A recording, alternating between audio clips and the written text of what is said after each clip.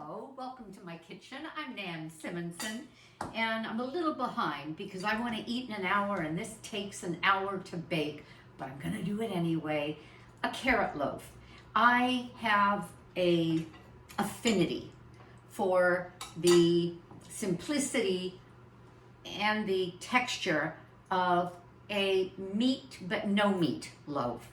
And this is a carrot loaf that has ingredients that bind beautifully, slice well, serve it with a barbecue sauce that blends well with it all and gives you that kind of a end product that you can have for dinner. We're going to have it tonight with mashed potatoes. If you go on my website, nansimonson.com, and you go to my YouTube channel or just the recipes on the website, you'll find my mashed potato and cauliflower, and it is delicious. People don't even know they have any cauliflower in there, and yet it's half the caloric density of a regular mashed potato, and it's made creamy with the use of cashews. I eat only plants, whole food, plant-based. My book, Aging Powerfully, tells about the 9 health modalities that I follow, from the College of Lifestyle Medicine through some other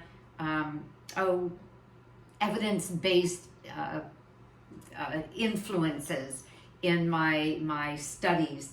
And today's loaf, I hope you like, and I'm going to throw it together and stop talking. So I have 2 cups of carrot and 2 cups of brown rice. Now that is not quite so, because I have 2 cups of shredded carrot, and for ease, if you want to do this fast, boom, use that washed shredded carrot that you can get from Trader Joe's for what, $1.99, or shred your own 2 cups of carrots. In addition, I didn't have, I'll use this spoon, I didn't have a cup of cooked brown rice, and this throws together if you have everything there. Well, I didn't have that cooked brown rice, so I added oat groats. I always have oat groats that I have for breakfast, or I mix with rice for a side dish with a meal like black beans. So this is half brown rice, half oat groats. 2 cups of brown rice would be fine, and I won't be giving total quantities of probably anything else because it'll be on the recipe. Then I'm adding, I just said that, I'm going to do it, 2 cups of mashed chickpeas. Where did I get those? I have cooked chickpeas in my freezer in I knew that was going to happen, 1 quart freezer bags, because I make a Instant Pot full of garbanzo beans, cool them, or drain them, put them in the freezer in a flat, like a cookie sheet. They break apart instantly, and then put them in the bag. So these are my own garbanzo beans. I'm using 2 cups. If you don't have that, then you're going to be using about a cup and a little less than a half of canned grained garbanzo beans, mashed up. And then I cooked together some celery and onion, a cup of each. See, I'm doing it. And some tamari, which is a gluten-free soy sauce, and I even use the low sodium one, and some vegetable broth, which is my broth that I make myself from my scraps that I keep in the freezer. And then when the 1 gallon freezer bag is full of scraps, then I just cook them. And I even have that video, Nan's broth, vegetable broth. I'm going to throw in some parsley, chopped parsley, breadcrumbs, and the breadcrumbs I made by just whirring in my blender from Trader Joe's. They're everything bagels because they're gluten-free, and I can't have gluten.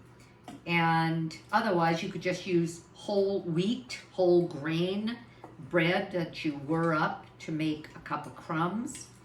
And I'm going to add tahini. Tahini is, do I have it out? No. Tahini is sesame seed. It's just ground sesame seed. So we're adding some fat to this, some staying power, so to speak. And I'm going to add a quarter of a cup of plant milk. In this case, I used soy because that's very high in protein.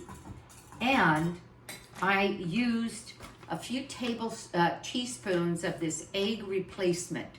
You simply put it in water, stir it up.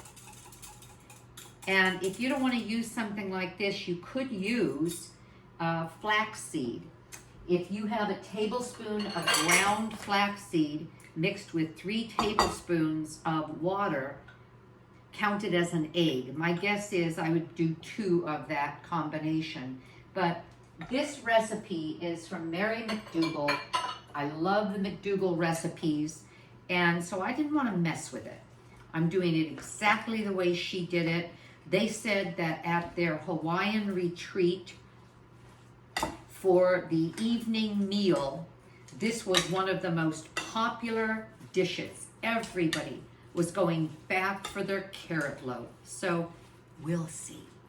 Doing it just like hers. And then quite often I play with recipes. I play by adding a little something that I might like to have in it. Some seasonings, or I'll just change it up a little. I could see putting in some mustard in here. Some Dijon mustard for the bite. And I could see adding maybe some thyme, ground thyme. But I just want to see what it's like the way she did it. They have very simple palates, she and Dr. John McDougall. And I'm going to see. Okay, that's it. I think I've mixed it well enough. It's going to bake for an hour. I'm going to put barbecue sauce on it near the end. I'll take a photo and show you the end product attached to this video. Put it in a stick-free or a non-stick bread pan.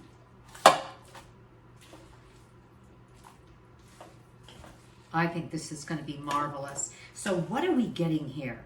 We're getting actually 3 cups of shredded carrot. We're getting garbanzo beans and brown rice, and in my case, oat groats and some parsley. You know your herbs are highly nutritious. They're very strongly flavored, and which leads to some real concentrated nutrients, phytochemicals, phytonutrients,